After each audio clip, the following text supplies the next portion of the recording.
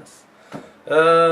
This is Unity Web TV, Einar Sørby, and we have our guest today is William Two Feather from New Mexico, was it? Yes.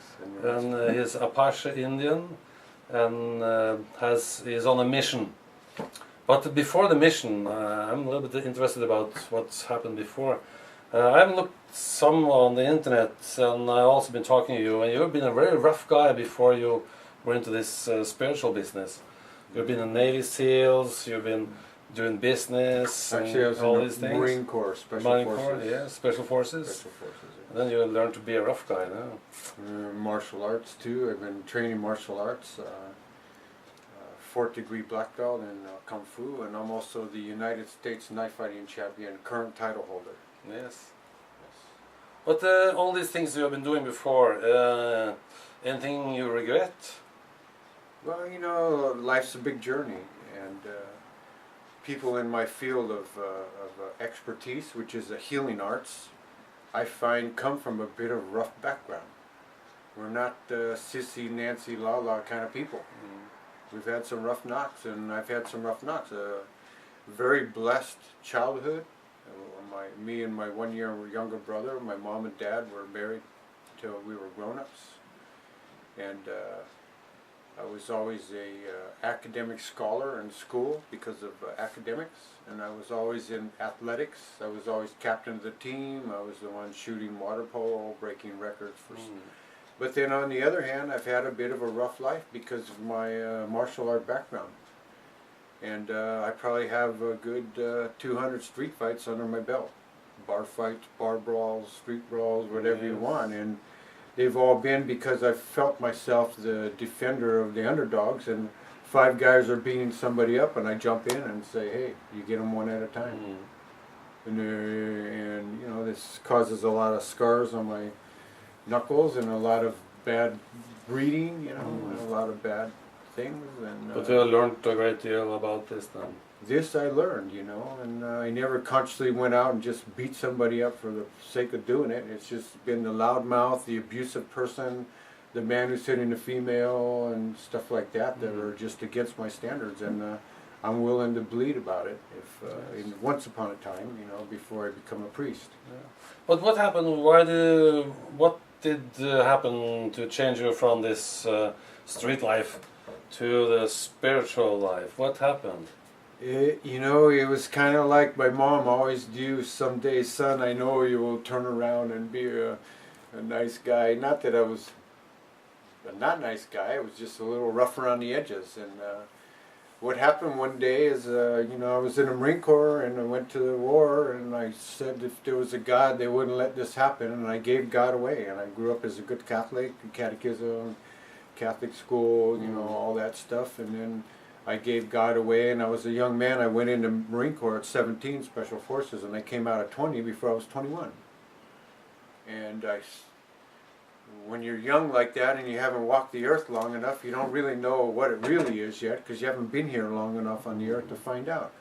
And then one day, this medicine man said to me, you, come with me. When was that? Was that 15 years ago? That was over 25 years ago. 25 years ago? Yeah, because I studied 10 years with 3 teachers, and then I've been doing healing work about 15 years, so that's 25 years ago.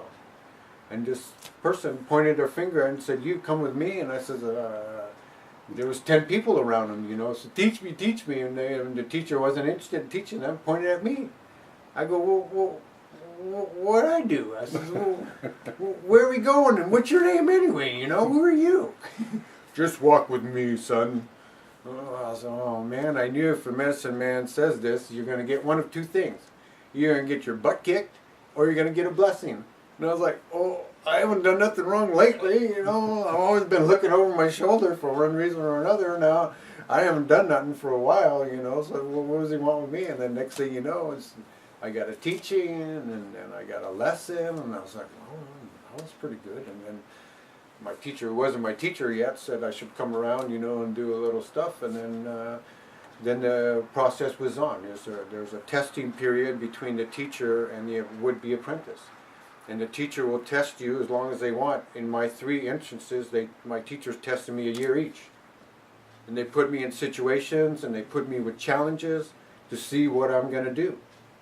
And judged on what I would do, then they decide whether they're going to be my teacher or not. But what's your mission then? You have been writing books. Yes, for And you 11 have years. 5 books you're trying to print now? No, I put 5 books on the table right now. I got 5 books. Yeah. And it took 11 years of writing. The first 7 or 8 were writing here, writing there, and the last 3 or 4 years were dedicated writing. And my 3 elders, my teachers, said that with them the knowledge goes 6 feet under the ground, because our young people in our indigenous tribes are not so actively seeking our history. They want to gangbang, they want to pimp hoes, and they want to drug dealing, they want to be pregnant at 12 years old, they don't have to go to school, everything's given to them. Why should they do anything?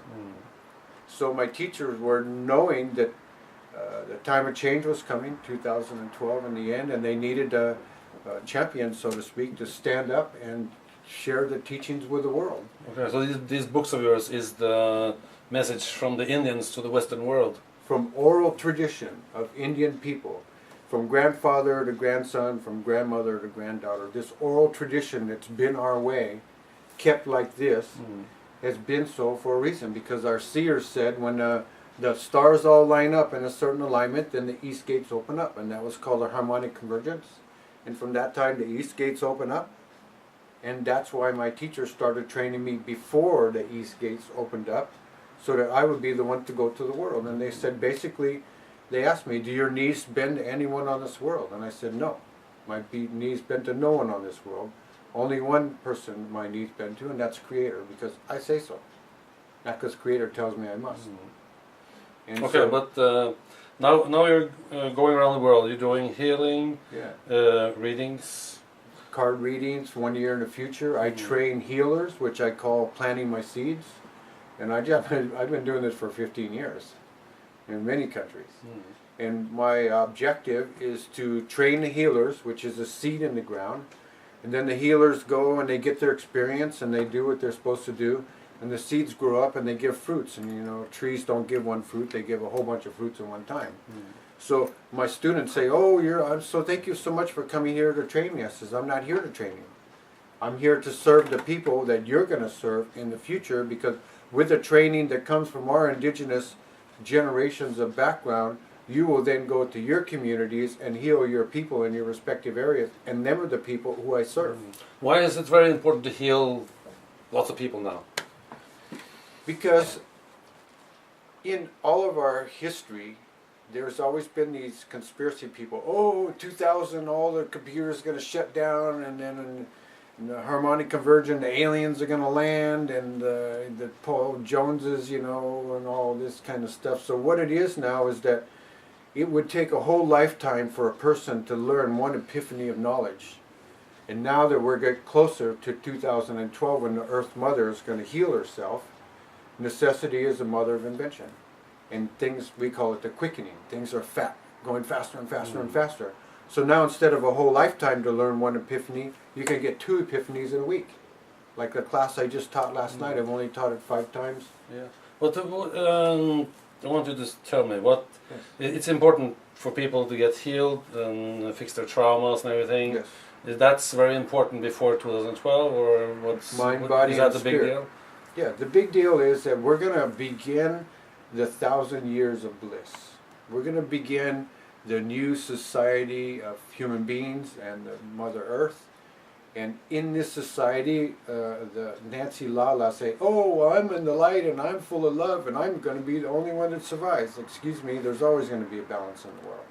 The thing is now that the monetary system is going to go away, the government's going to go away, the politics going to, all this stuff, we're going to go back to our tribal roots.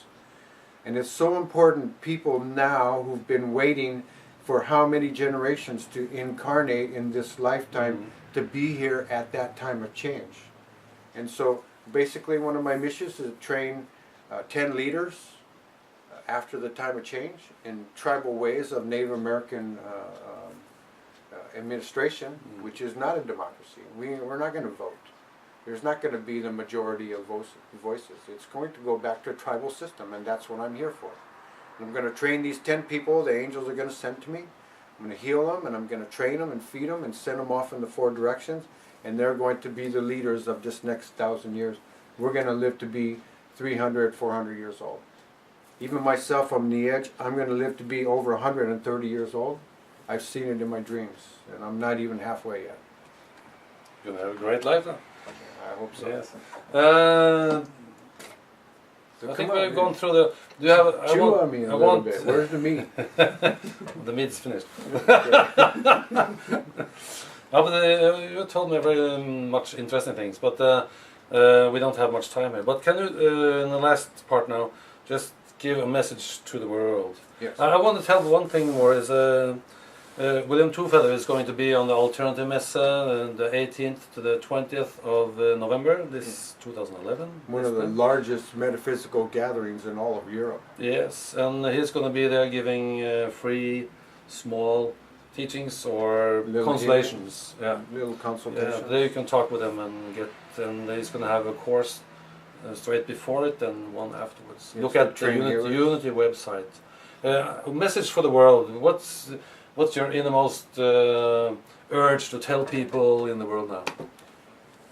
You know, if we walk a good walk on this earth, and nobody's perfect, we all make mistakes in our past, you know. Jesus said himself, let the first person with no sin cast the first stone, you know, who's without sin, through Mary Magdalene. And the message I would say to the world is to learn from your mistakes, ask what is it teaching in these hard times, and walk in a good way. Do things in a good way and with a good heart, and be in service to others. And when we leave this earth, there's very little we could take with us, but one of them is your spiritual bank account. And yes, I've made mistakes like anyone else in this world. I don't regret my mistakes, but I do know that I've learned from them. And I believe that I've grown bigger than them. And the things that I've done in the past that I'm not so proud of, that I will learn from them and grow from them. And share from the hard lessons that I had to learn from war and from fighting in the streets, and to learn from these lessons and to use that to provide fulfillment for yourselves, to serve other people and to help them and do it in a good way. And there must be some kind of exchange, because I'm over here on the other side of the world. Guess what? It was $1,500 for the airplane ticket. It was $1,300 to drive my car through the toll roads, and every time I eat a hamburger, it's $25. What? $25 to eat a hamburger and french fries? Yeah, don't ask for a milkshake, because then it's going to be $30-something. So for this, there needs to be an exchange. And that's just the way of the world. If you call in a plumber, you got to pay the plumber. If you call in an electrician, you got to pay the electrician. And say, oh, medicine man, healer, you're supposed to do it for free. So that how can I go to the next place if I can't pay the toll road? They don't understand. And when I need a place to stay at night when it's cold, and all I want is a blanket like anybody else, the hotel don't understand, you don't got no money, so you don't get to sleep in the hotel. So people say I'm selling ceremony, and it's just a bunch of BS. I'm only, no matter how much money I make, my car at home is 20 years old. And when I go back home to America, I got a 20-year-old car to go to. People say I'm all this rich guy, but my bank account's negative most of the time. And even if I make $20,000 tomorrow, in 3 days, there isn't $20,000 no more, and I'm still struggling because somebody got my iPod. They wanted it more than me, and I want to buy another iPod, but I have to pay for the boat to go to Copenhagen, and then I got to pay for the booth to sell my books, and then I got to pay the entrance fees for the film festival. Yes. I think just 1 minute left, and we'll just wrap it up. I think you have told your whole life in 15 minutes now, so Yes. I think this is To, great. to wrap it up, a lot of these 20 people seconds. that say bad things about me, and you think you're harming me and hurting me, I want to say thank you, and I will pray for you, because anybody who listens to anonymous this about anonymous that about anonymous that, you should not be in my classes, because you should not carry the kind of knowledge that I carried from my grandparents and from my forefathers. Thank you very much. Hope, Danjo.